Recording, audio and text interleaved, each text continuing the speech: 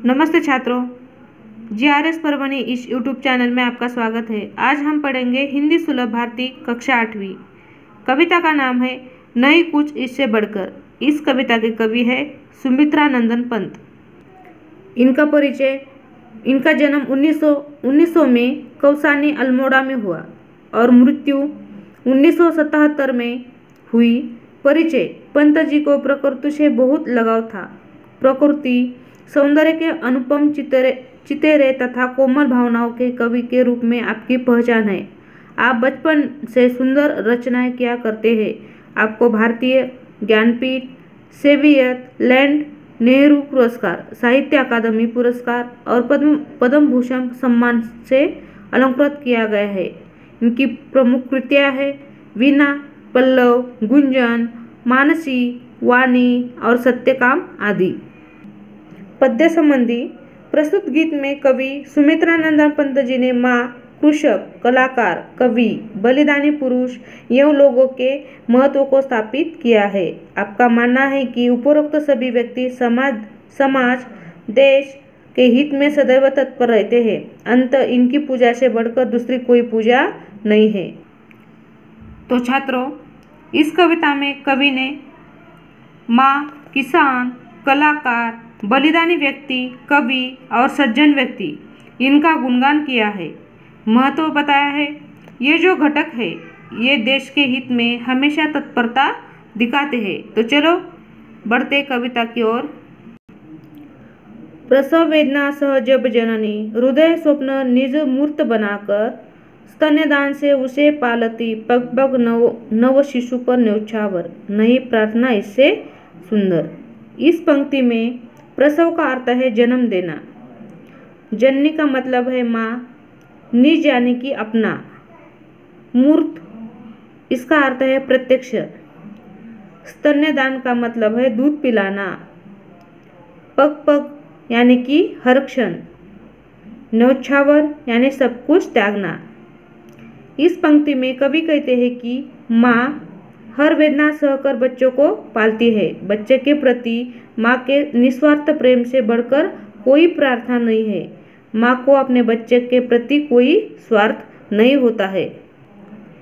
शीत ताप में जूझ प्रकृति से बहा स्वेद भूरज कर उर्वर, सस्य श्यामला बना धरा को जब भंडार कृषक देते भर, नहीं प्रार्थना इससे शुभ कर।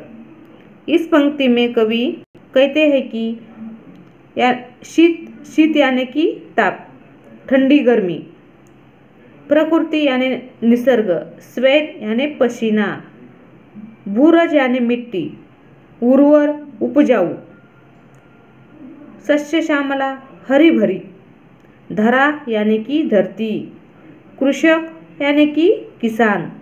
इन पंक्तियों के माध्यम से कवि कहते हैं कि किसान ठंड हो या गर्मी, किसान प्रकृति निसर्ग से प्रतिकूल परिस्थितियों में जूझता है, इस परिश्रम करता है, पसीना बहाकर धरती को उपजाऊ बनाता है, यानी कि धरती को हरी भरी करता है, घास उगाता है और अनाज से भंडार भर देते हैं और लोगों को अनाज प्रदान करते हैं। इसलिए कवि कहते हैं कि किसान के परिश्रम से बढ़कर कोई प्रार्थना नहीं है। कलाकार कवि वर्ण को भाव तुली से रच सम्मोहन, जब अनुरूप हो गया रूप दे भरते कृति में जीवन स्पंदन, नहीं प्रार्थना इससे प्रियतर। इस पंक्ति में भाव तुली यानी भावनाओं की कुंजी या ब्रश और पेन, सम्मोहन यानी मोहित, स्पंदन यानी धड़कन, प्रियतर यानी प्रिय। इन पंक्तियों में कवि ने कलाकार को सुंदर रचना से बढ़कर कोई प्रार्थना नहीं है ये कहा है। जैसे कि कलाकार वर्ण को अपनी भावनाओं की कुंजी से, पेन से या रचना करता है और ऐसी रचना करते हैं कि अरूप को रूप देते हैं, इनके रूप देके उनके धड़कन पैदा करते हैं। इस कलाकारी को देखकर लोग मोहित होते हैं। इसलिए कवि कहते हैं कि सुंदर रचना से बढ़कर कोई प्रार्थना नहीं है। यानी कि जो लेखक होते हैं, कवि होते हैं, कलाकार होते हैं, वह अपने सारा परिश्रम उस कला में लगाते हैं, उसमें जान डालते हैं, इसीलिए और लोग इससे मोहित होते हैं। इसीलिए कवि कहते हैं कि कोई कलाकार की सुंदर रचना से बढ़कर उन्हें कोई प्रार्थना नहीं है।